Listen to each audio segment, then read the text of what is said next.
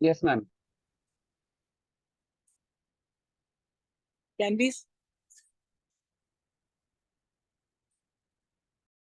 Yeah, we can. Good evening, everyone. So this is a very interesting forum. Let us introduce. It's a joint venture between ACE and IFS. Uh, IFS this time has decided to start a new KPI, and a new SIG, which is called KPI and audit. It will be very interesting. And Gaurav, of course, is the convener.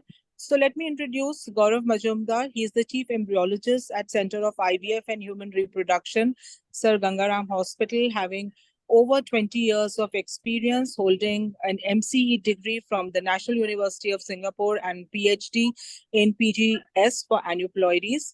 Uh, Also, he is convener, of this new SIG, which has been introduced by Indian Fertility Society, called as KPI and audit. So when I was going through, and he's also the Secretary General of ACE. So I think he's holding very important positions. He's come up with very brilliant topics today for discussion. Number one, making your control charts for KPI, even knowing what are your KPIs. In fact, I'm also very interested in knowing about them. Then once you have made your control charts and you know about them, how do you actually, make use of them in improving your success rates? And last, of course, is artificial intelligence. I heard Dr. Dhaval in our first AI, program, and we are looking forward to this program. So over to you, Gaurav, to start your first, talk and to introduce the concept of this program. Right. Thank you so much, Dr. Shweta, for introducing this workshop. It's a privilege and giving us this opportunity from Indian Fertility Society to start this novel concept. And it is my privilege that ACE, we are collaborating this under the banner of ACE as well as IFS. So the idea was with ACE to target all embryologists and with IFS to target all clinicians to benefit from this SIG on KPIs and audit. So I will be giving a very simple lecture, which will precede much more important and complex lectures by Dr. Sujata Ramakrishnan and Dr. Dhaval Mahita. So I'm going to talk about how to monitor KPIs. We keep talking about KPIs, but I thought let's break it down so that everybody can go back and actually start doing this in their laboratories, whether they are clinicians or embryologists. So my lecture will focus on key performance indicators. And, we should now, it's high time that we start thinking of clinical embryology as not just a technical skill, but also, there is a major cerebral aspect to it. And this is where, the data and the analysis of data and trends come in. So technical skills, we know an embryologist is expected to attain, proficiency in terms of speed and accuracy and precision with a lot of attention to detail and awareness about the entire system in the IVF laboratory. However, the more painstaking and laborious job of an embryologist is that of documentation, right? And this is something which is not attractive. It is highly painstaking, laborious, where till the time you don't record everything that you have done into the electronic medium, it has no meaning, because this is the only way and the only way to judge your performance through data analysis. Otherwise, even if you are standing on one leg and performing a procedure, even that needs to go onto the electronic medium for you to be able to see that what effect it has on your overall performance and outcome. So it is very important to know these indicators of your performance in the laboratory.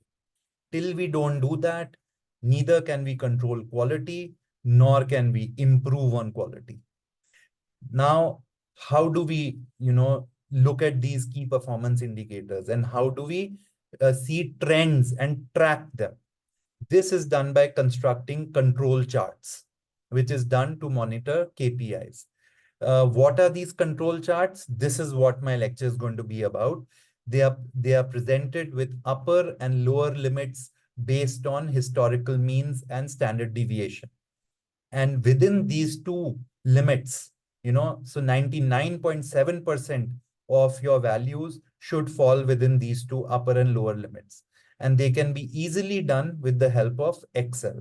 So I am going to tell you about Excel, and later on, Dr. Dhaval is going to elaborate on the latest tool from in artificial intelligence called Power BI, which can make this job even easier. So I'm looking forward to his lecture about what he's gonna tell us. But first, let's start with Excel. So I will demonstrate an example of how to use control charts for monitoring a simple KPI, which is fertilization rate, which every single one of us calculates in our laboratory. So let's take hypothetically this data of 27 patients who underwent fertilization in the month of January. So for calculating the KPI, you must understand that it is very important to take out the mean fertilization rate and not the actual fertilization rate. So here you can see that for patient 1, we calculate the fertilization rate, which is number of 2PNs divided by number of eggs subjected or allocated to IVF or ICSI. So let us assume that we are talking about IVF right now, conventional insemination, into 100, right? So it is expressed as a percentage. Similarly, for patient 2, the fertilization rate was 46%. For patient 3, it was 0%. For patient 4 was 100%, and so on and so forth.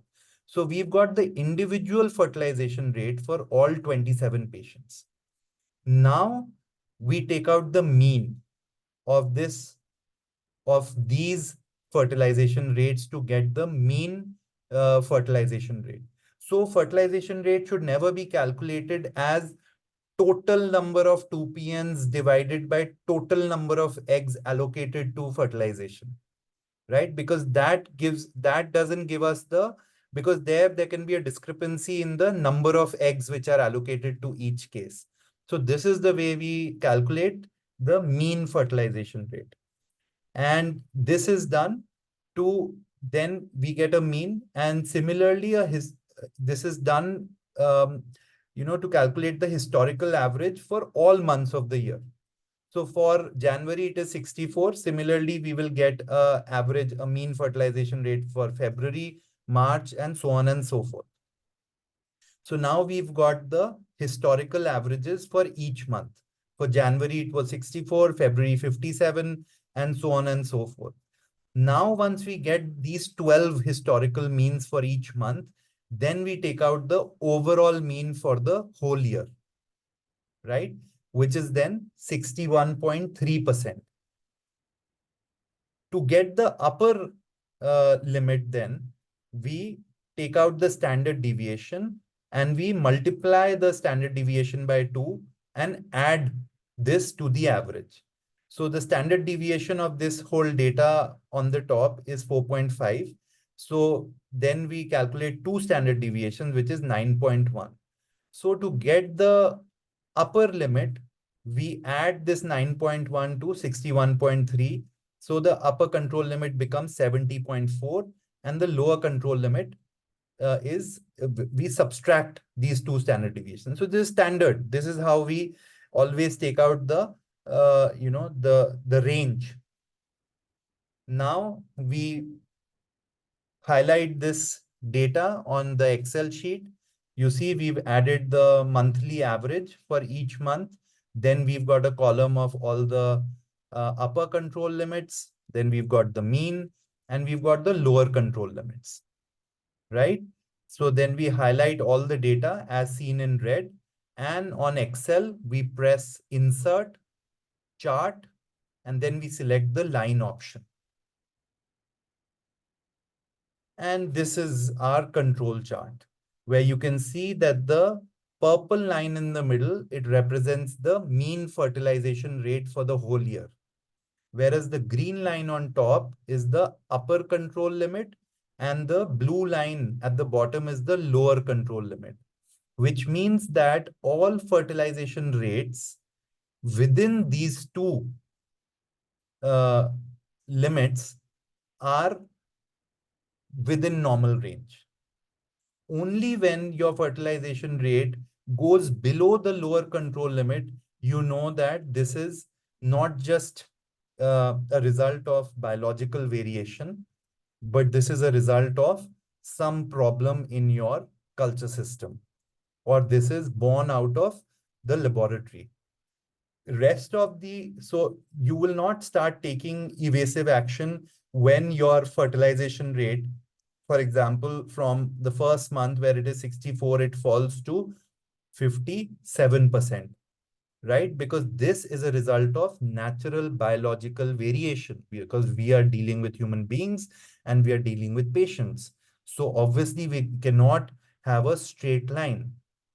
So this is all part of natural variation, but we know that here during the month of August, something went off with the culture system. And this is where you know that, okay, it is time to initiate troubleshooting in the laboratory, because something has gone off the chart. And the moment you take those troubleshooting measures, and you know that the next month, the fertilization rate is back into the safe zone, right? So which means that the troubleshooting worked. If this doesn't come back up, then you know that the problem is not yet solved. So this is the way you need to keep constructing this chart month on month to know that whether things are, and then the more stringent your control and the lower the fluctuation in the parameters in your IVF lab are, you can start reducing the distance between these upper and the lower control limits. So right now, you know that we calculated 2 standard deviations, which is standard practice. You can make this only 1.5 standard deviations, right? So this gap will become narrower. Then you can, if all your values are within these plus minus 1.5 standard deviation, next you can go further and reduce it to 1.2 or 1 standard deviation. Then there are more chances that you will go, outside these safe limits. So this is how you keep improving quality in your laboratory and eliminate all forms of variation, right? So this is the best way to measure the performance of your laboratory. So you do this for all parameters. You can do it for ongoing pregnancy rates, for live birth rates. You can do it for fresh cycles. You can do it for frozen cycles, for every single parameter which is there. And this is something that you should go back and start doing. For implantation rate, let me just quickly, give you a recap of which KPIs you will employ for the following. And then you will go back and you can make control chart for each of them. So say, for example, for operator performance, what are the KPIs that you will look at? You will look at the 3PN rate, the 1PN rate, the ICSI lysis rates. Then obviously fertilization rates to some extent are driven by operator. Then you will look at cryo survival rates. These are all, they are all KPIs which will help you to judge operator performance in case there are multiple embryologists who are working in a laboratory with heavy load. Then next, very important question is, how do you judge which KPIs do you look at to look at your culture system performance? Well, again, the IVF and the ICSI fertilization rates are very important determinants of how your culture system is working. They are not a function of only the operator. Then your day 3 top quality embryo rate, your blastocyst quality rate, your number of blastocysts that you're making, number of blastocysts which are getting utilized, frozen, transferred. So these are the KPIs which will tell you about the performance of your culture system.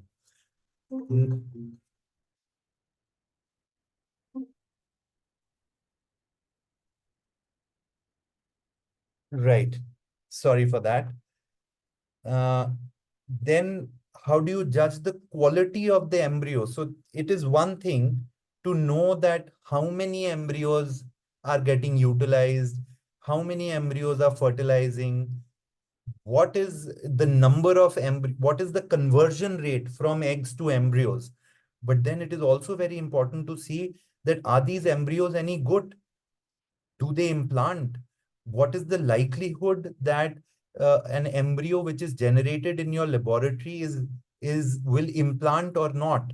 So here comes the most important KPI for all embryologists and for all clinicians to know.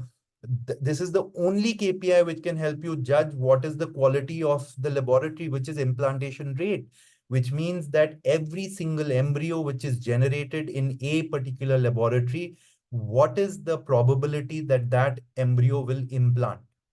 Then also miscarriage rate, surprisingly, is a KPI which again tells you about, the sustained implantation capability of the embryos which are being generated in a particular culture system. Finally, you also need to look at clinical KPIs, which is the performance of a clinic.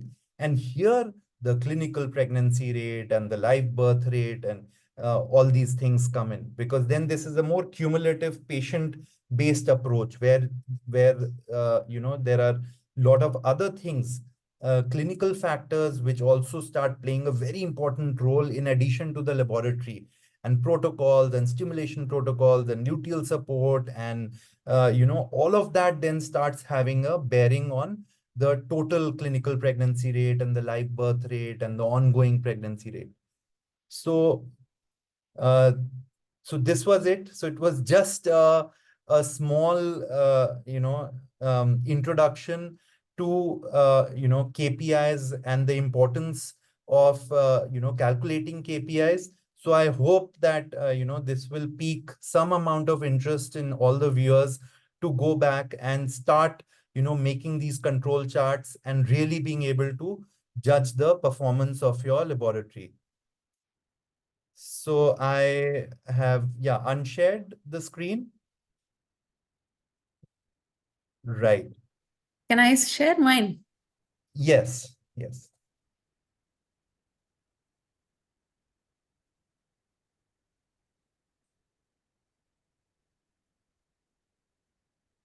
So now I'd like to, okay, so I will go ahead. Um, uh, is Dr. Shweta is there, or I think.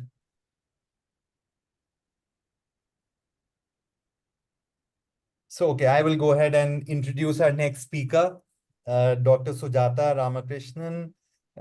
She is the head of embryology at Nova IVF Fertility. And more importantly, she is the president of the Academy of Clinical Embryologists India. Hugely and vastly experienced, has more than 25 years of experience in clinical embryology, and she has obviously held positions of IVF lab director at many hospitals, and most notably the Kraft Hospital in Kerala. And she is an American Board of Bioanalysts Certified Embryology Lab Director. So it is a pleasure to have you, Dr. Sujata, here as a part of this novel, effort of a collaboration between ACE and IFS, SIG, KPI, and audit. And we'd like to invite you to talk about how to use these KPIs to actually now improve outcomes in the laboratory. So over to you, Dr. Sujata.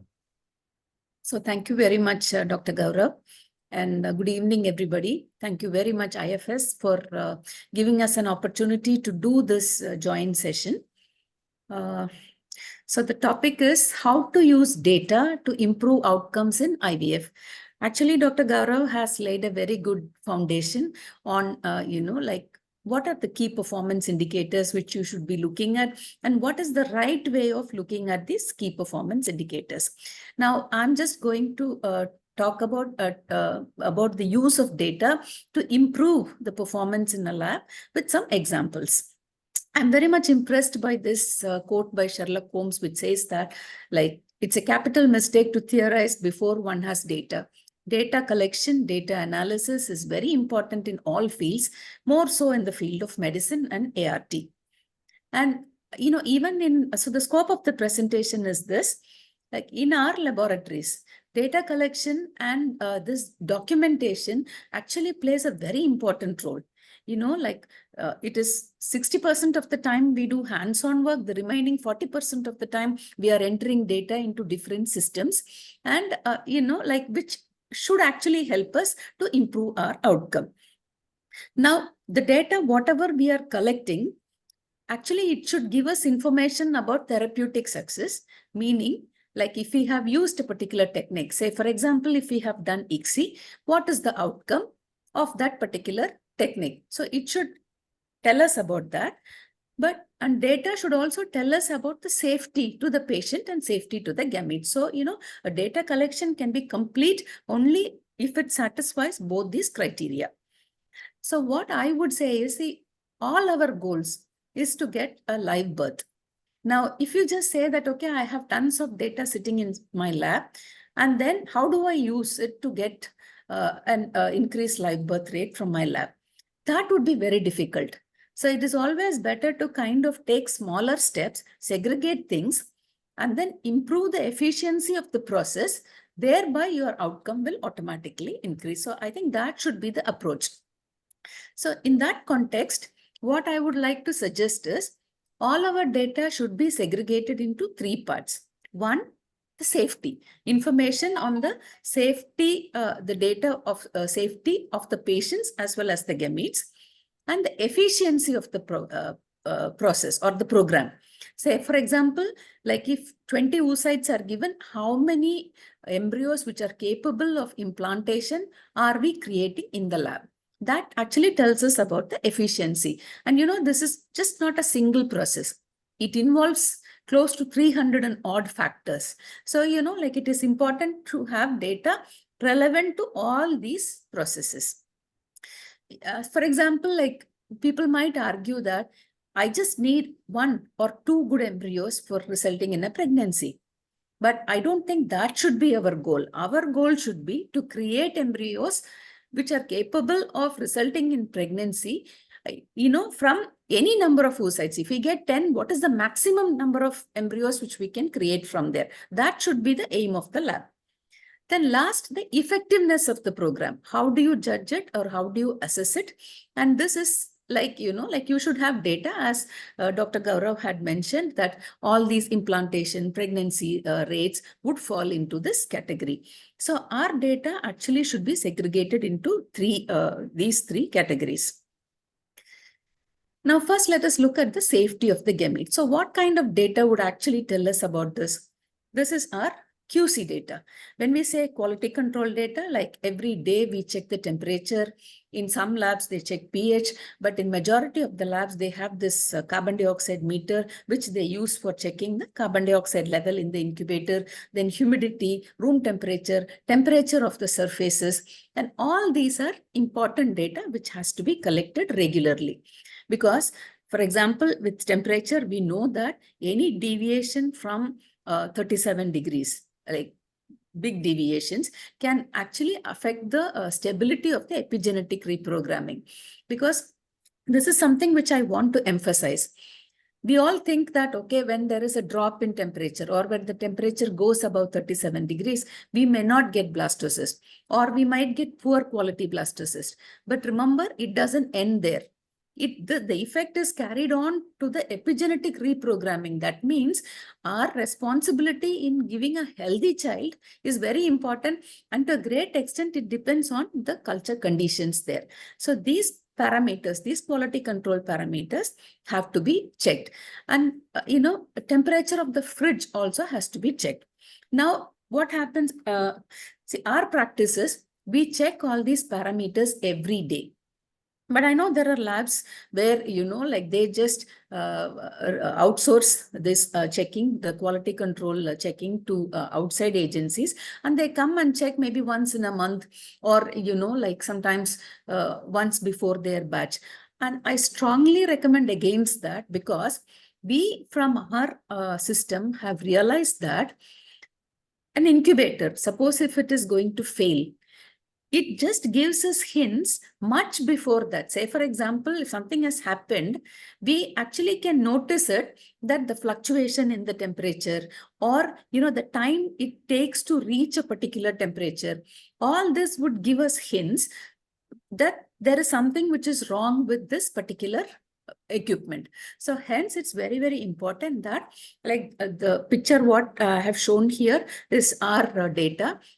So what our embryologists, they do is every day morning, they come and check all these things. At least half an hour to 45 minutes goes in checking the temperature, carbon dioxide, humidity, room temperature, surface temperature. They enter it in an Excel. They also enter it in an app. So by 11 o'clock in the morning, we get an idea that in our labs, if all these QC entries have been made. Now, the most important thing here is consistency. So it's just not enough that you record the temperature, but the temperature has to be recorded at the same time, same, period every day before you start the procedures. Because sometimes what happens is, suppose if you just, start doing for checks first, and then you realize that, okay, I have not checked the temperature of the incubator. Then you start checking the temperature. Definitely it will show variation because you have already opened it. So consistency is the key. And actually the picture, what you see here is from one of our labs. As you can see here, that, like they have noticed some deviation here. Initially when they checked, the temperature was high, they rechecked it, then they found that the temperature was okay. So at this point of time, we try to find out, are there any secondary reasons for this? When I say secondary reasons, in this particular case, we would just look at the room temperature. Has the room temperature been okay? Is it maintained between, like 22 to 25 degrees Celsius? Because it is summer, and then in many places like AHU fails, and sometimes the room temperature even goes up to 30 degrees Celsius. And we all know that the equipment temperature depends to a great extent on the room temperature. So we look for secondary actions like that. When secondary actions cannot be defined or identified, then that is the time that immediately we actually request for a calibration or servicing or even replacement of the equipment.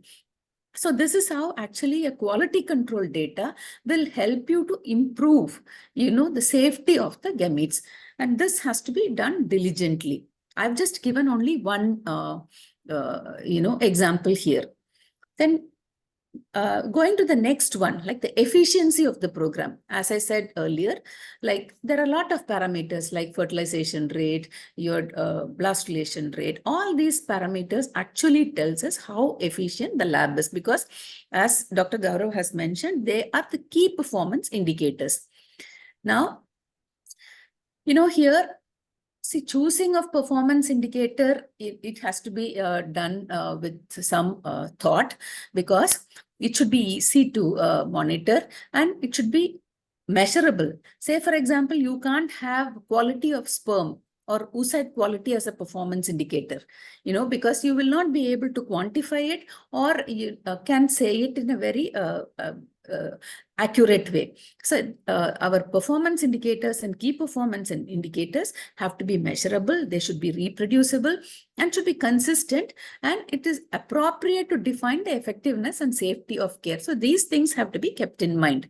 And then it is also better that if they are agreed upon by a consensus of experts, because, like you always get a lot of knowledge from all these expert meetings.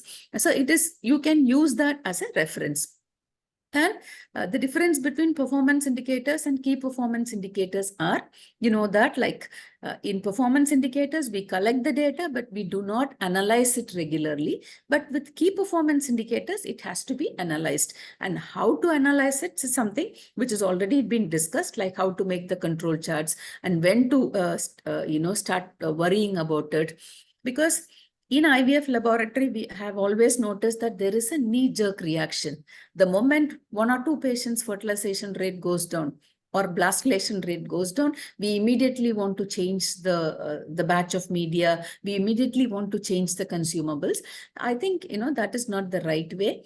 You have to look at this KPI and with the control chart, and only when it says that like it hints that that could be a trouble, and that is when you start to kind of troubleshoot. So I would like to bring to your attention, this is a paper from an Italian group where they looked at the several KPI in their lab. Now, of this, which is relevant to us, is the ICSI fertilization rate, proportion of embryos with more than 8 cells on day 3, total blastocyst development rate. Now here what they have done is, like they have identified the cases in which patients, the reference population, they have looked these parameters. They have given a benchmark and then a value which you have to aim. And then what is the frequency, like every month do you check or every 100 cycles? So that is something which they have mentioned. And they have also mentioned like what is the importance of this particular KPI to the outcome. And here, as you see, ICSI fertilization rate has an important score of 4. 5 is the highest score. So this is important.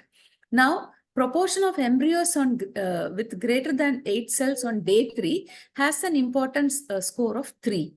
Whereas total blastocyst development rate has an importance of 5.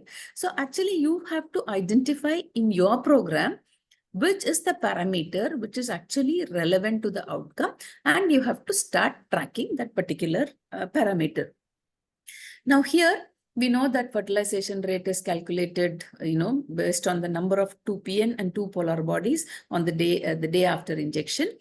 And the competence and benchmark values have to be defined, and frequency of analysis also. And the most important thing is the reference population, because, like you cannot, see, it gives an idea that if you just look at all the patients who are coming to the program or coming to your clinic, will have a particular value. But then with that, you will not be able to identify if there are any issues in the with the operator or with the procedure or with the consumables. You cannot figure out if you look at the fertilization rate of all the patients. So you have to select a reference population.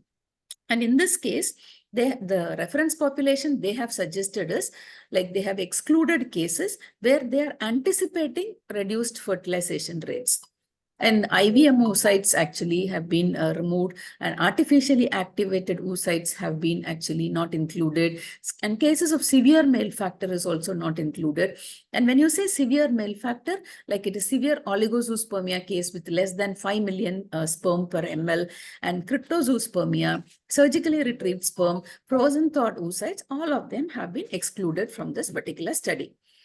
Now, why ICSI fertilization rate? Because this is one parameter which actually can tell us about both the gamete quality as well as the operator competency. And lots of studies have shown that fertilization rates are significantly associated with clinical outcome. These are 2 studies which I have mentioned here, where, it says that fertilization rate is a very strong predictor of implantation. Now, if you just look into this data, this is a data from almost 9,000 cycles. So it's a huge set of data here. And they have segregated the cycles based on the fertilization rate. Group 1, which is in this color, the fertilization rate is less than 65%. And the second one, which is the darker one, is the fertilization rate is between 65 and 80%. And the third one is above 80%. And all these patients were segregated according to the age, like less than 34, 35 to 38, 39 to 42, and this is their overall results. Now, if you look at all these categories, they have very clearly established that the cumulative live birth rate is less when the fertilization rate is less. And in all the categories, if you see, the cumulative live birth rate is higher in the group where the fertilization rate is over 80%. So So this way, actually, they have established that fertilization rate is a very important marker, and hence we have to actually look at it. But then I know there are few labs where they do not even do do fertilization checks, which I feel it is not right. Fertilization checks have to be done, and it has to be done at the prescribed time, like between 17 to 19 hours post fertilization, you have to evaluate it, because there is no point in checking at 20 hours, 24 hours, or just look at day 2 and day 3 embryos, and whichever have cleaved, you cannot assume that these were fertilized, because we know that like there can be a lot of abnormal fertilization.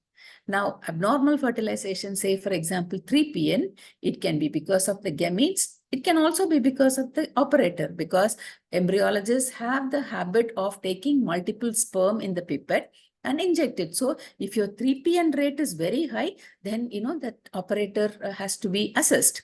So fertilization check has to be done, and this is how the data of fertilization rate will help you to improve your outcome. So when you know that the fertilization rate is poor, what do? We check the oocyte quality. We also check the maturation rates. Then we look at the degeneration rates, because we want to understand whether fertilization did not happen because they just are 0 PNs, or they just degenerated. Because if they are degenerated, that could tell us something about the cytoplasmic maturity, because immature eggs can actually result in a lot of degeneration. So that information can be assessed with the degeneration rates. Now, after that, then you look at the denudation process, what kind of pipette was used. Was the pipette size smaller? Then you also look at the operator, like what is this particular operator's ICSI fertilization rate. See, this data is from our lab, where we just look at the fertilization rates. Our benchmark is 75%. And if it goes below 75%, then we start evaluating that particular operator. So hence, all this data has to be collected. This data also has to be analyzed for us to improve our outcome. Then moving on to the next, this is the last example here, where the study which looked at day 5 utilizable blast rate as the KPI. Okay, so this study was published in Human Reproduction in 2019, and they assessed ICSI fertilization rate, IVF fertilization rate, day 5 blastulation rate, total blastulation rate, and the clinical pregnancy rate. And all these were analyzed using the control charts. Now, if you see here, actually, they looked at a period of, 3-5 months. The first 5 months was called P1. The second 5 months is P2. And the third 5 months is P3. Now, what has happened in the second 5 months is they have changed the media. And when they looked at the control chart, they realized that the fertilization, the day 5 utilizable blast rate was low. Okay, so and then it is much below their control limit. Now, when they looked at the clinical pregnancy rate with fresh embryo transfer, in the first period, it was 51%. In the second period, it is 36%. And in the third period, it started to go up with 41%. Now, paired comparison testing also showed that the cumulative CPR was low, both in P2 and P3. And, there was no statistical difference in the cumulative CPR between P1 and P3. So what does this tell us? That the day 5 utilizable blastulation rate is an early indicator of pregnancy rates. Because, see, today when the blastulation rate is reduced in our lab, we get to know. But the pregnancies, we will get to know only 2 weeks later. So, the moment your blastulation rate starts to fall, okay, then you kind of start to work on it. And again, here, it would be, time will not be enough if I start into the troubleshooting process of what to do when your blastulation rate goes down. But you have to look at every single parameter in the lab. That will help you. So before, it starts to affect your pregnancy rate, you can actually control it, and you can prevent a major problem from arising. So not only this, like data on adverse events also has to be collected, and all the adverse events actually should be segregated under these categories, like whether it was tissue or cell defect, or is it equipment issue or human error or any other issues. So, and corrective and preventive actions have to be taken. So again, this data would definitely help you to avoid such incidences in future. And when a lab functions without major adverse events, automatically your outcome is also going to be improved. Then data analysis and then is also helpful in training. As I showed you earlier, like we also look at the rates of new trainees or newly inducted embryologists. So this actually helps us to train them further. And whenever there is a new protocol which needs to be incorporated, and data analysis will help.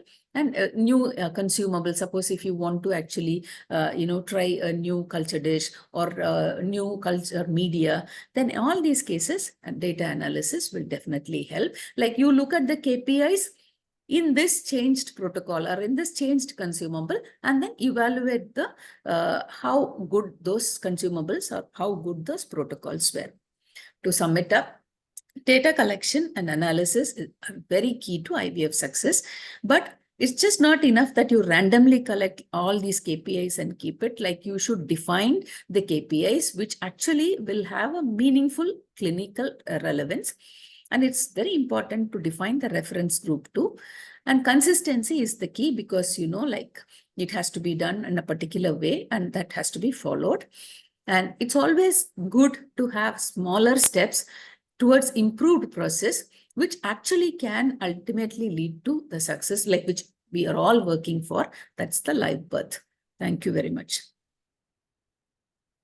Thank you, Dr. Sujata, for a wonderful presentation. It was very interesting to see how the KPIs like, the blastocyst utilization rate and fertilization rate can have a direct impact on pregnancy rates. And so, one should watch them like a hawk, right? Because Yes. pregnancies you'll get to know only after a month or, Yes. 2 weeks, Yes. whereas this is right there, Yes. information at hand. Yes. So thank you very much for that wonderful lecture. Now, let's move ahead with our next speaker. I'd like to invite Dr. Dhaval Maheta. Is he there in the house? Yes, great. Hi, Dr. Dhaval. Yeah, hi, how are you? Lovely to have you here. So I'd like to introduce him first. He's a professor at the Department of Business and Industrial Management in Surat, Gujarat. And Dr. Dhaval Mehta is doctorate in management and currently working as professor at the university in Gujarat at Surat. He has 22 years of postgraduate teaching experience over and above industrial experience with multinational finance companies such as ICICI Bank and HDFC Bank. Dr. Dhaval specializes in teaching quantitative methods, financial management, production management, research methodology, and financial derivatives. He has presented and published 40 research papers in national and international conferences. He has published books on Minitab software, then statistical analysis using R software, machine learning using R Rattle, and data analysis using R. He has launched the Dhaval Maheta YouTube channel with lecture series on research-related software. You must go and check out this YouTube channel and you will find lots of amazing videos there. And he's a key resource person for research methodology workshops organized at various levels, including NITs and IIMs. He has organized various faculty development programs on data analysis using SPSS, StatCraft, Stata R, and RStudio. Many of these we use, on a daily basis for our statistics while writing papers. Then also he is an expert in artificial intelligence, and I am really excited to invite him to talk on this topic. driving efficiency, artificial intelligence enabled KPIs, and live dashboards for IVF laboratories. So over to you, Dr. Dhaval. Thank you, Dr. Gaurav. Thank you, Dr. Sujata ma'am. It was really nice presentation. I'll start with directly the Power BI. See, one thing which I found in the presentation of both of you is that you are handling large data with many variables. And basically, you want to handle them. And you are working on Excel. So it's a time that you switch over to something which is more advanced, in which you will be able to handle the data very easily and you will be able to get good outcome. This Power BI software is completely free to use. It has been developed by Microsoft Power BI. Am I audible, Gaurav sir? Yes, yes. Right? Yes. Perfect. The interesting thing is that if you're working in Excel, right? If you're working in Excel, Yeah. then what's a problem? That suppose a new data has appeared or you have collected the fresh data, then you will have to regenerate all the graphs, right? Yes. This problem will be taken care. This problem will be taken care by this. Moreover, you will get the immediate answers to all your queries. That suppose this combination is there, then what is the success rate? This combination is there, then what is the success rate? The disclaimer from my side, I am a statistician. So in case if I commit any mistake for any medical term, please forgive me. I am basically a management person. So I start my presentation, right? Now you can bring the data from here, total 100 types of data. I'm talking about 100 types of data you can import here, right? I'll start with the first data, Excel workbook. I'll bring the data set here. So, Dr. Dhaval, just a quick question. This is a platform you are showing. What is the name of this platform? It's a Power BI. Okay. And this Okay. is a AI tool. It's a AI tool and it can again connect to many AI tools. Okay. And this is freely available for download online? Yeah. It is freely available. It is freely available. Okay. Right. I'll press open.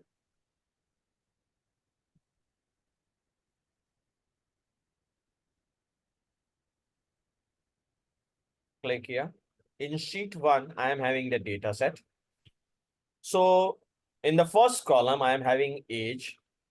In the second column, total previous IVF failed transfers, indication, sperm type, day, 5th day or 6th day, the thickness of Endometrium. Yeah. the endometrium, number of ET transfers, 1 time or 2 times, the grade, okay, what's a grade, and the outcome.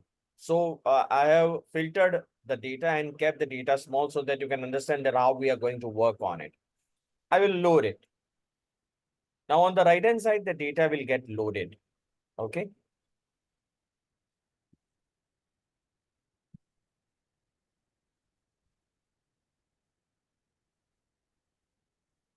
So here is your data.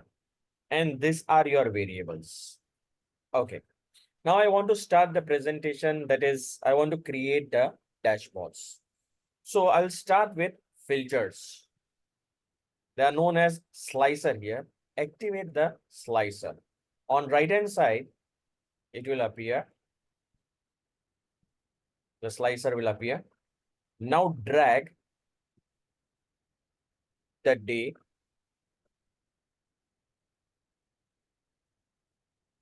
So it will get connected. 5th day or 6th day. Okay. Click on it. From here, go to slicer settings and make it tile. Okay. Wonderful presentation. We'll come out with a very wonderful presentation. Okay. 5th day and 6th day. Okay. Make sure that it is active. This 5th day and 6th day for the viewers, it is day 5 and day 6 embryos. Day 5 and day 6. And when I will click on any one of them, the charts will populate on its own. Okay. Right? Okay. So basically, this will work as a dynamic slicer connecting to your data. Okay. So this is day. And you are going to show the outcome, right? Yeah, I'm going to show you the outcome also, which will be the Okay, KPI, which will be your KPI, KPI, right? right? So your outcome,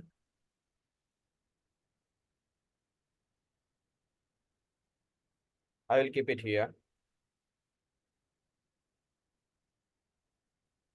Drag the outcome on y-axis, x-axis, right? So the chart is ready.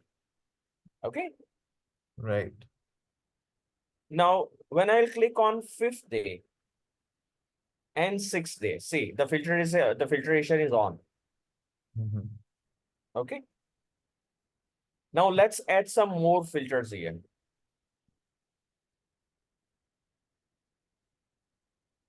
And then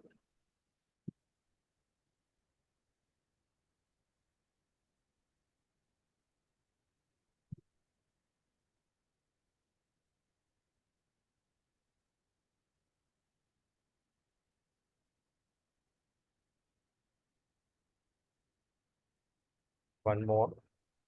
Let's say that we are considering the grade. The grade, yeah. Okay. Let us add one more filter. Copy the visuals. And we'll be considering now the indication instead of grade indication. Let me add one more filter, and this will be spawn type. Right. Now it's not possible to accommodate all this. So I'll activate the slicer. I'll go here. I'll go in slicer settings and I'll make this as a drop down. Done. Then I'll go here. I'll convert this also into drop down. So it will provide me more space. Drop down.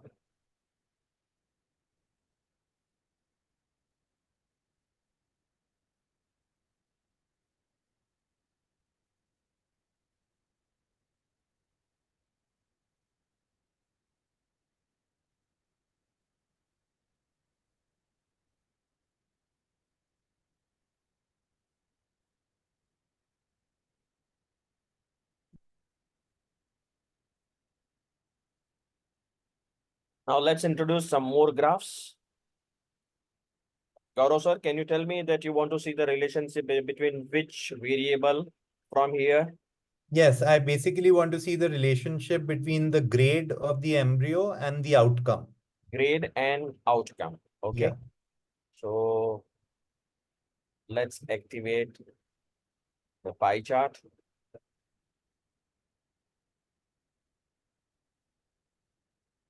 Let us make this thing as a stacked bar chart. Grade, grade, and outcome. Is it clear? Grade, Yeah. right? Now how it's working, that also I'll explain. First, let us develop all the charts. Okay, is there anything else you want to see? Yes, we'd like to see the relationship between age and outcome. Between age and outcome. Okay. So where the success rates are more, right? Yeah, so age is the continuous variable. The Yeah, grade was a qualitative variable. yeah, qualitative variable. Agreed. So click here. Let me take one more chart. Keep it here, maximize it.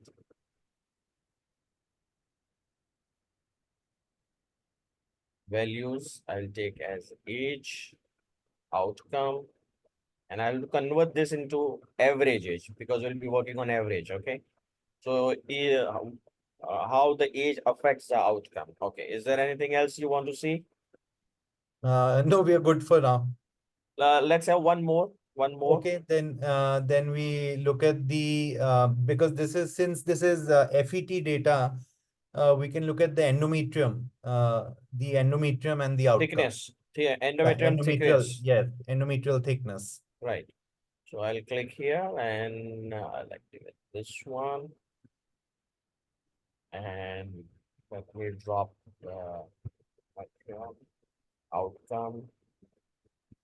and make it average, right? Let us introduce one more variable. Let's take Right. sperm Sperm type. type. Yes, let's take sperm type. Anything else which you want to see? So I can add some one more. You Grade, can. grade, Okay. Yeah, sure. grade. Okay, so let me maximize this. Now you see, you get a snapshot of 4 different combinations. The grade, this is your grade, right? The outcome, the average. Okay, now in this thing, I think that you are interested in live birth only, right? Yeah, only. Yeah, let's just look at live birth. Let's look at the live birth. So I'll go back to the report, right? And I'll introduce one more filter. Okay. Right. I'll click here, introduce the slicer, introduce the outcome, right? So And yeah, you'll find one of the options as live birth. yeah, you'll find one of the options as live birth. So go in slicer settings, make this as a drop down, and now just activate the live birth. I think this one. Right. Now all the charts have changed, right? You have Okay. got the average age. Okay, Mm-hmm. this has changed. This has changed. Now, live birth on 6th day, the average age, grade, right? Now we can go on introducing many things. What is the success rate of 5AA? Okay, Great.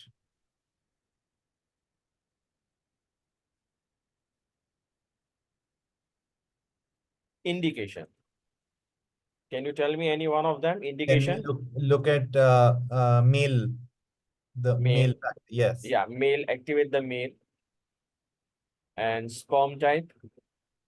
Can you tell Sperm me any? type, let's go with oats, the one below Oats. normal. Yes. Okay, fine. Now maximize this. Okay, so average of endo, grade 4AA, live birth, average of endo, you got this 5AA, right? Mm-hmm. Right. No, so what is the, so here, what does this bar represent? This bars represents the average thickness of endometrium. Right. For For the for the grade 4AA and sperm type oats. sperm type oats, so you are able to handle many variables together and you go on introducing the filters and Mhm. whatever you want, you can develop. Okay, now once you have developed the desired charts and desired filters, now it's a time to do some window dressing. Okay, because you cannot present such things in front of the committee. Mhm. So you require some window dressing. Okay, click here. First of all, click outside this canvas, uh, format, wallpaper. And let's take the theme. Let's take the theme as the black color theme. Okay, let's Mhm. have a black color theme. Think we will be able to develop very nice things. Now activate this chart, any one of the chart. Okay, go in y-axis, take the color, y-axis, x-axis, values, color, done. Then legend. Make sure that everything is converted into the orange color. Okay. Bars, orange, right? Uh, then go in general, effects, color, make it black, done, Mhm. gone. Now I want the visual border. Okay, make it colorful, round the corners, done. Drills, range, values, title, orange, done, color, brown.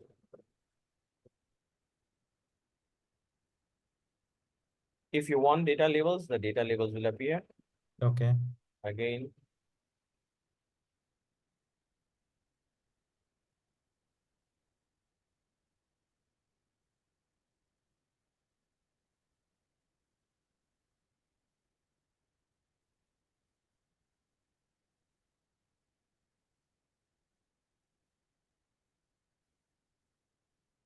done. Okay. Now see, you want to copy the same format. Yeah. For the another charts. It is very easy. Click on it, format the painter, click on it, done. Click here, done. Mhm. Click here, done. Click here. In case anything is left out, Yeah. then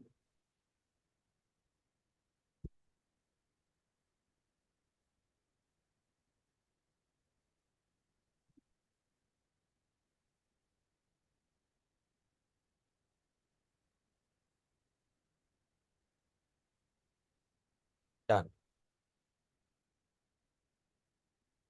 Now click on the filters. Go here. General, title, on, 5th day and 6th day. Text. What's the name which we want to give? What can be the name? 5th day and 6th day. Let's say day. Yeah. The day has appeared. Keep it in the center. Done. Here it is grade. Click here. General, title, You can put embryo quality. grade. Yeah, embryo quality. Yeah. Done. Keep it in the center. Yeah. Indication. Indication. Yeah.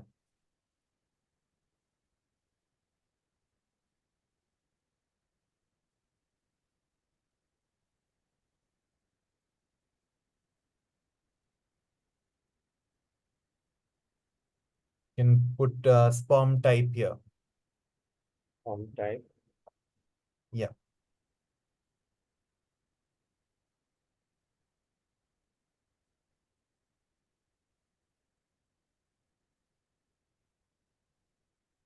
Outcome.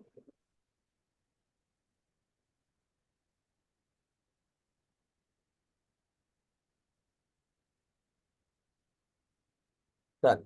Now there are suppose in case if you want to introduce some images also, let's say you are doing some presentation of your company and you want to introduce some images.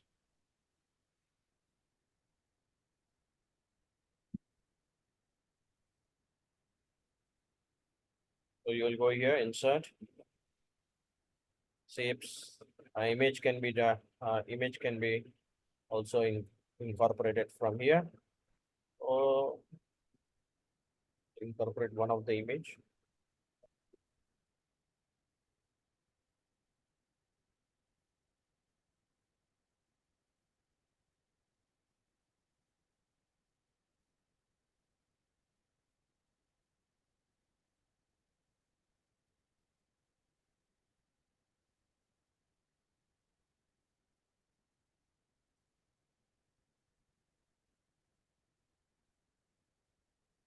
Done.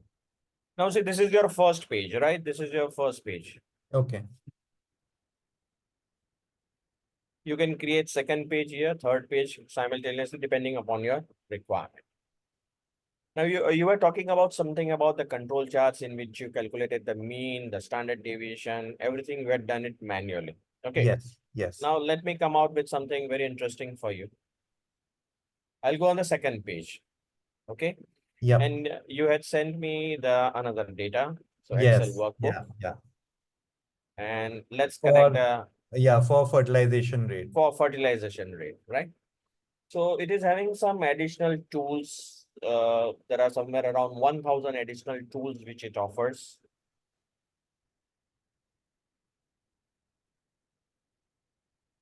I will go here, get more visuals.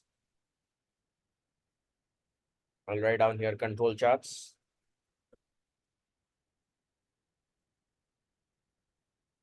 Select this one.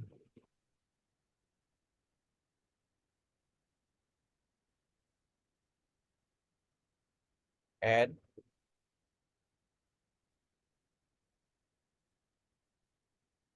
Click OK. Now to activate the control chart. Activate the data. Bring the date here. Bring the IVF here. Right. Maximize the screen.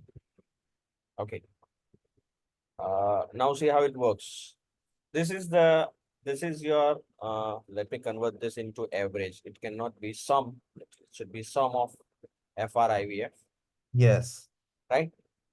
Now this is your output according to the year, and you want a snapshot immediately according to the month. Click on it. Sorry, according to the quarter, Q1, Q2, Q3, Q4. Again, click on it. According to the month, Okay, lovely. according to the day. Oh, this is according to the day. Okay. Right. Now I can introduce the filter. Sujata ma'am was saying something that phase 1, phase 2, according to the sperm type, I will introduce the filter and I'll be able to see it. Right. Now you have updated the data in the Excel sheet. Some of your colleagues are working on Excel sheet and you have done it. Right. It's a very simple thing. Go here, refresh the data. Immediately the new data will be fed and your charts will be again. Oh, great. This is the biggest pain in Excel. Right. Right. Uh, Dr. Dhaval, can you make it per month, not per day? okay, sure. So again, press this. This is known as drilling month. Okay. So these are the fertilization rates for the whole year, starting from January to January December. to December. Okay. Now, sometimes what happens is, see, we are collecting the data. Now, it is quite likely possible. I'm not aware. See, please excuse me. I'm not aware. Yeah, That yeah. fertilization rate in some months are at the peak, and in some months they can be lagging behind. I don't know the reason. So Okay. let's say I want the average of. See, all of you listen carefully. Average of all the months of January of the respective year. January 2020, January 2021, January 2022. This is also possible here. Yeah. Okay. To see the effect of the seasonal changes, Effect of seasonal changes. Effect of the seasonal changes. This is also possible here. Okay. Okay. Uh, That's something we always debate upon, that whether with monsoon, do we see a dip in KPIs, or with, the horribly polluted weather post-October in Delhi, do we see a dip in fertilization rate? So that would be a great feature. okay. Now comes that how Power BI can help me. Okay.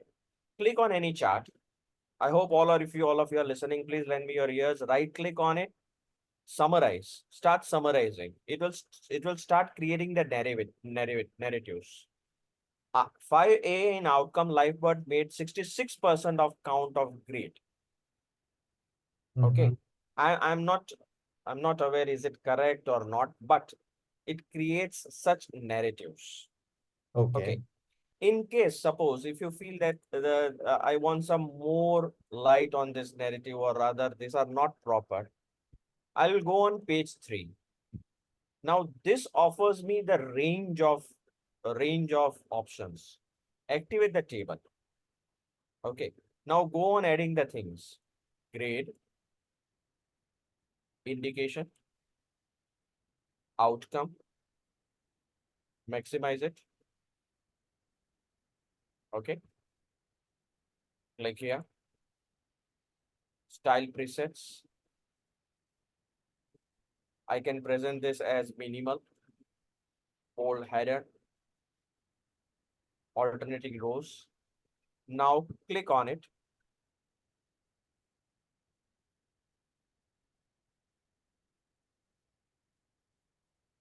Now you click on any one of them. Okay. Let's say that live birth. You click on the live birth and show as table. Immediately, the entire thing in which the outcomes are there, all the combinations will appear. Mm-hmm. Am I getting it? Yeah, See, yeah. so which So are the combinations in which the outcome was there? PAA, mhm. endometriosis, negative, So this everything. then, um, how do you display it? Display in the sense. No, so this forms a table. Huh? See, this is only table. We are not creating any graph here right now. Okay. It is only the table. So it's a table display. Right. Now, let's say that there is too much information and I am not able to, There is too much information actually yeah, because we there is needed too much. just we only want to look at live birth. We only want to know the live birth. Okay. So what you will do, you click on outcome, or rather introduce one slicer here. Okay. That in which combinations I get the best outcome. So click here, introduce the slicer, introduce the outcome, and here make it live birth. Done. So you will come to see in which combination. See, grade, indication, and all outcomes of live birth. I hope things are clear. Mm-hmm. You can remove the indication. I will remove the indication, only Yeah, grade. yeah, yeah, yeah. Let us look at just the grade. So now this is telling us, what is this telling us? These are all the different grades and we are looking at, These are the grades in which the live birth, or rather there was more success. yeah, but we want to know that what is the percentage of live birth which is associated with each grade. Which grade has the highest chance of live birth, according, looking at the data. This Which is the information we want. which grade has, The highest likelihood of live birth. okay, let's So we try. want the association between the grade and live birth.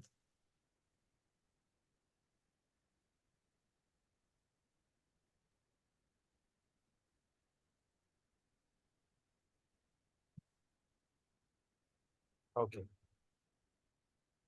For that, you'll have to calculate, the live birth rate, which is Let number me of let me try.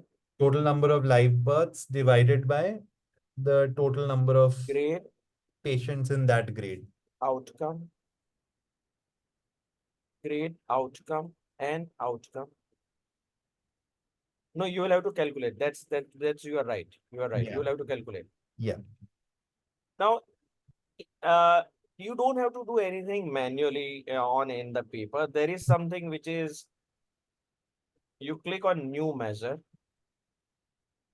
and you can insert the formula here of whatever new variable which you want to create. It's known as a DAX viewer that will calculate, and soon you will be able to take this thing also here. Okay. Right. Anything else you want to know? Tell me. Let me show you some presentations which I had done at the various levels. Yeah, please. Different types of themes which we had done. So there was one lecture of mine in which I had gone for fire and ash theme. My this lecture is available on YouTube. This is fire and ash theme.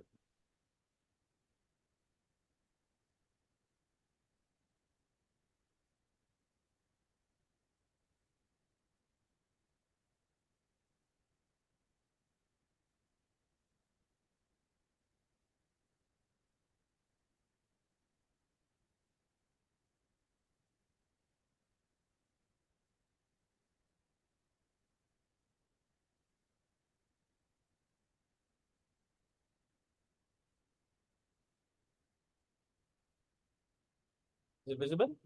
Yeah, yeah. These are dashboards. Okay. Mm-hmm. Why we are now into the dashboards? Because they are more dynamic. They can update very easily. Multiple queries can be posted. So here the filters are there. Here the KPIs are there, right? Mm-hmm. This is one of them. Then the charcoal theme was there.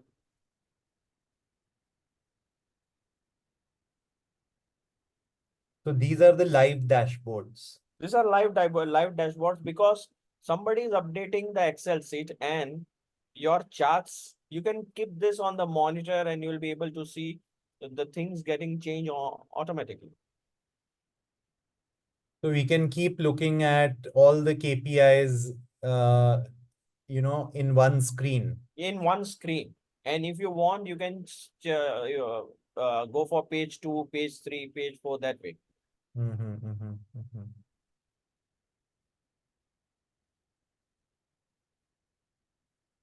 This would be really helpful, but we need a expert data scientist like you. See, the practice, you require a lot of practice, right? It's not that now see this was my presentation in one of the company. They told me that you make the HR analytics dashboard in which we want to monitor the attrition. How much is the attrition? So attrition by age group, attrition by marital status, job role. I would just click on male. Mm-hmm. So where the attrition rate is more, here the KPIs are there. Female. In which section it is more research and development, human resources, sales. Lovely. So, we will sit and we will make a dashboard like this for IVF. And then perhaps, we'll just show it um that these are the different KPIs, all of them in one Yeah, in snapshot. one snapshot, Mhm. and just you have to click on one of them. So other Right. changes So with all another change. different parameters, all variables, we can look at the effect on the KPIs with respect to those variables. Yeah, yeah. Uh, I'll just stop sharing for 1 second, Yeah. and I'll again share the screen with you. Is the screen visible? Yes, yes. No, not yet.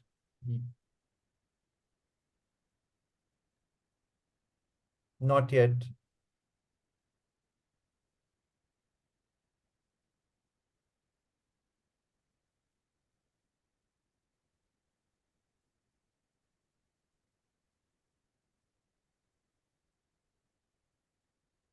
So this is my channel, right? Uh, Yeah.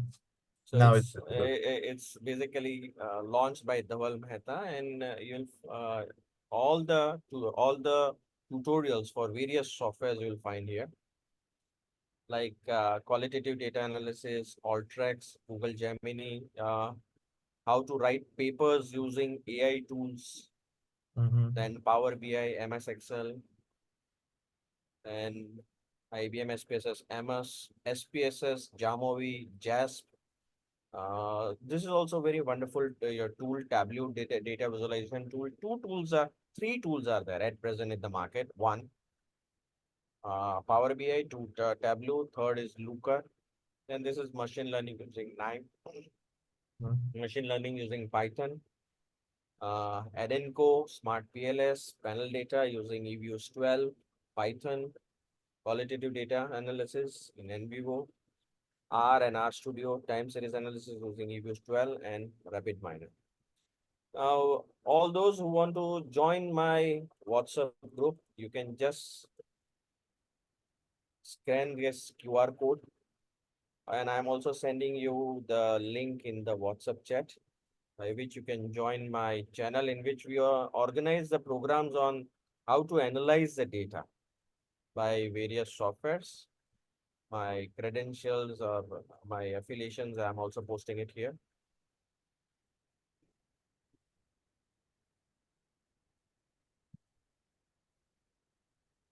You can scan the QR code.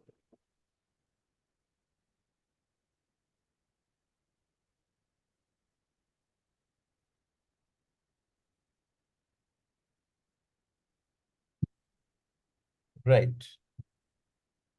So This I'll is the stop. QR code for your WhatsApp group, right? Yeah, this is a WhatsApp group. It consists of 12 WhatsApp group all over the globe. Wherever we organize a program on data analysis on various softwares, you get a notification of it, right? Right. Now I'll stop sharing. I'll activate the video. Any questions are there, please ask. So yeah, this was the first encounter with a AI tool for, I think, all of our embryologists and all the people. I see a lot of clinicians also who joined in, and it seems very exciting, Dr. Dhaval, to be able to look at so much data you know all together. And the best part about what you said was that it keeps auto refreshing. Yeah, Uh, it keeps auto refreshing.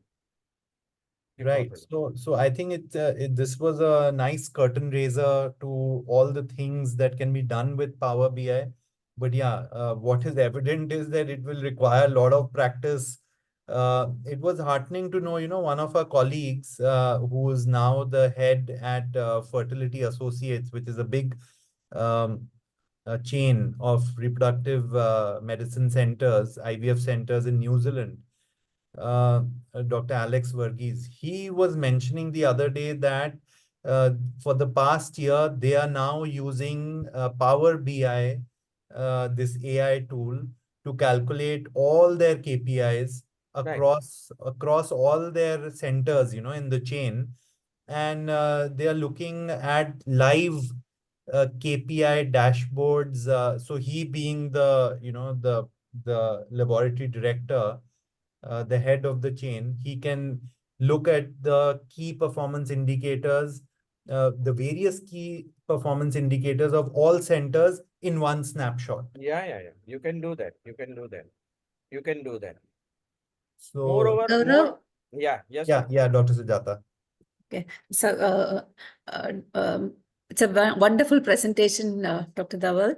And we really enjoyed it because it's something which is new and it'll be very, very useful for us because, sitting and pouring through the Excel sheet is not something which is very, like none of us like it basically. Yes, And then ma'am. how much ever we know that control charts have to be made and all these things have to be done, but then like this becomes a boring job. But then I think when we get to know that such tools are available, I think it's very, very interesting. I think definitely most of us would jump into that.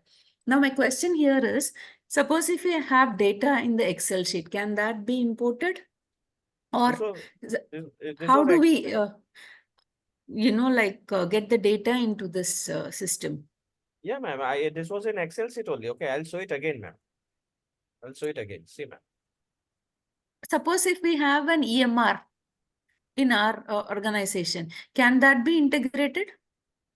Can you what is it? MR? What is it? Yeah, the electronic medical record system where we enter all our data. Suppose if we are not maintaining an Excel sheet, instead we are entering our data into an electronic medical recording system, which is exclusive for our organization. Can we, access data from there? Uh, it is in which format? The data is collected in which format? Can you ask to the somebody? See, it can understand 100 types of it can understand 100 types of data. It can connect to databases also. Okay. Right. So So Dr. Sujata, you will need to, so your EMR, the data that is entered into your EMR will have to be exported. See, there's always an option of exporting the data into, say, an Excel is one type, right? It is one form one where it form. can be exported. there are multiple databases where the data from your EMR can be exported into, and then that can see this data is, I had just sent a small Excel sheet, a random Okay. Excel data to Dr. Dhaval, and I had Okay. asked him to use that, right? But it was not a clean data.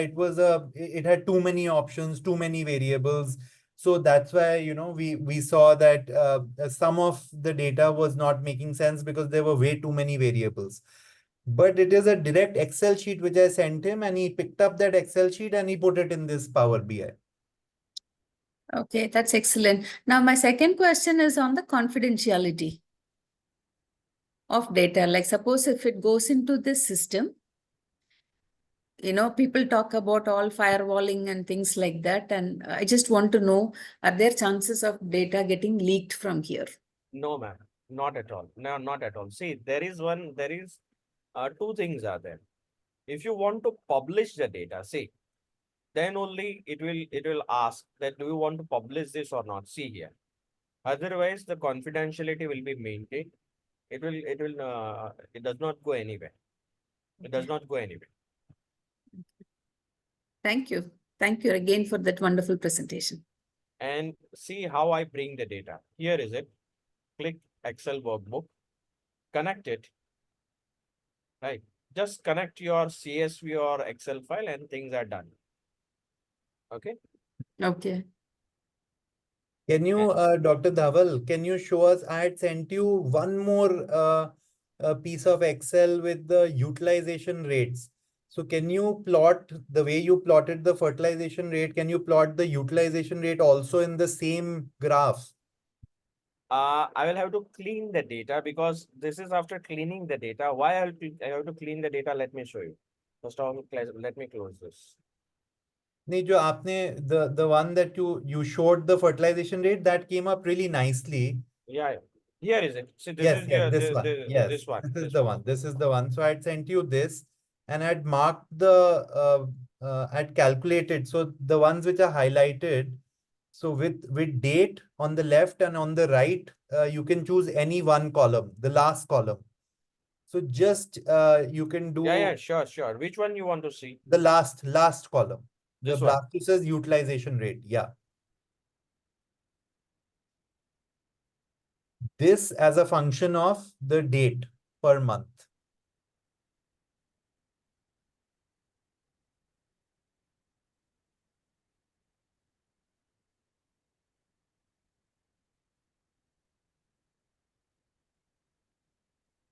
Yep.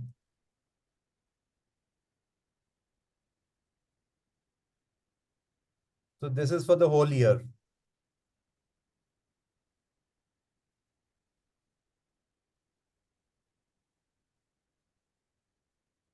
Now, can you put it on the same, graph where you had put the fertilization rate?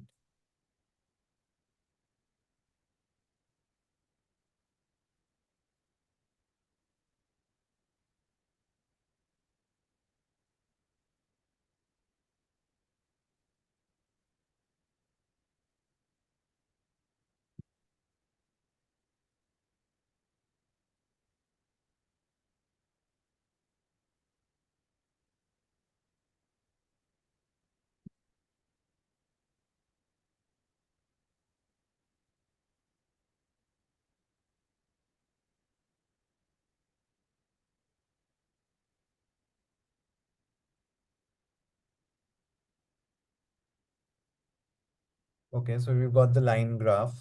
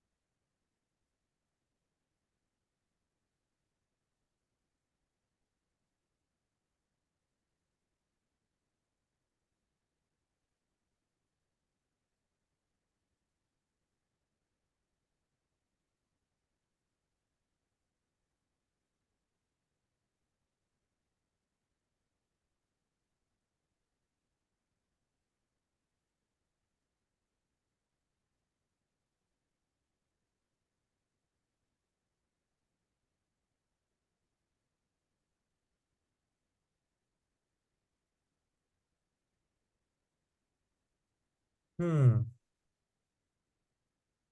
not making the sense. No, can you Oh. make it per month? Yeah.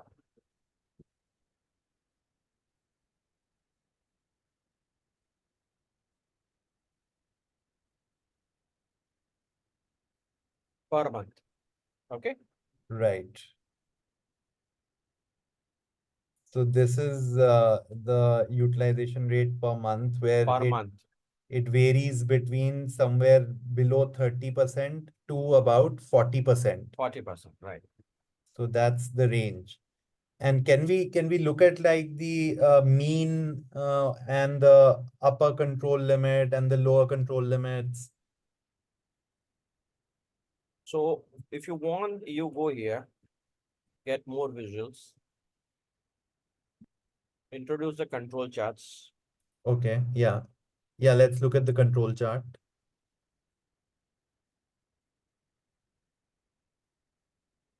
We'll pick up any one of them. Let's see which Okay. one is better for us.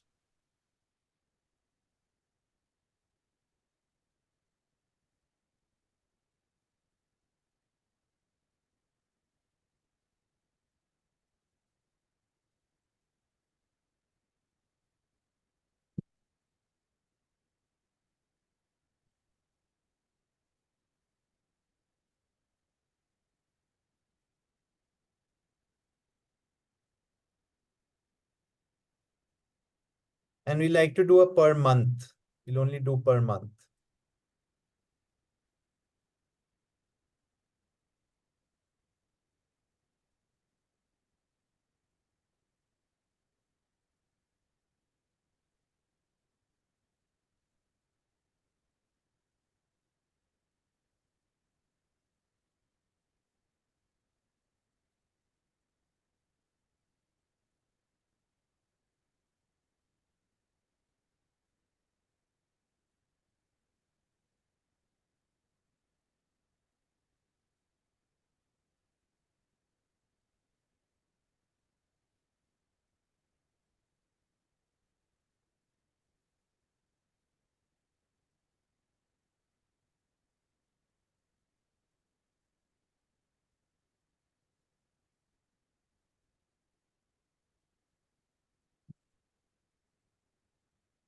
This is not working, right? This is not Mhm. working. Let me take another control charts.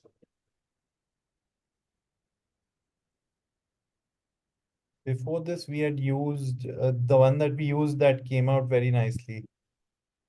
This one, gray deck.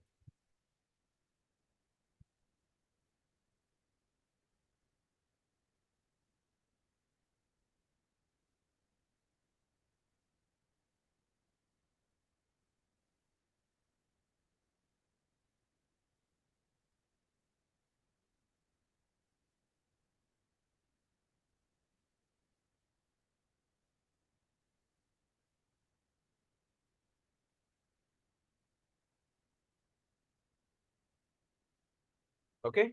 Yeah. No, but there's the sum of, why is it showing sum of Yeah, I've changed it. okay, Average. I've changed. average? Perfect. This is Right. really nice. Yeah.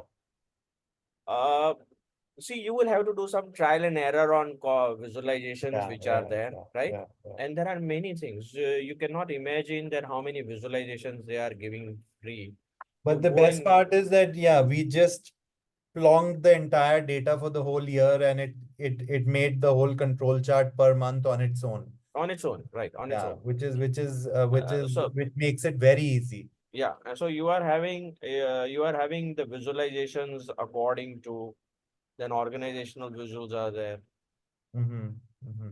All visuals are there. See, if you only want to work on KPIs, all KPIs. How to represent only using KPIs.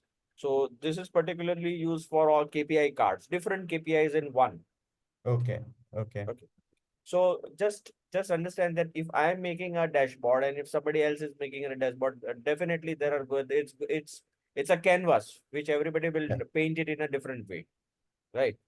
Yeah. So you have to create a very clean canvas. I'm Uh, sure you're going to get a lot of queries after this. Yes. I'll show you some canvases. So there are some competitions which are going on. Okay.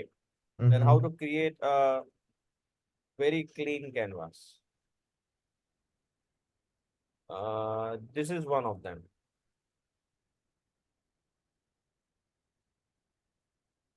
Okay. Yeah. Then this is the clean, very clean. Mhm. Then This this is is especially good for, I think all the IVF chains who have multiple centers. so here KPIs on the top, graphs, slicers, table, again KPIs. Mhm.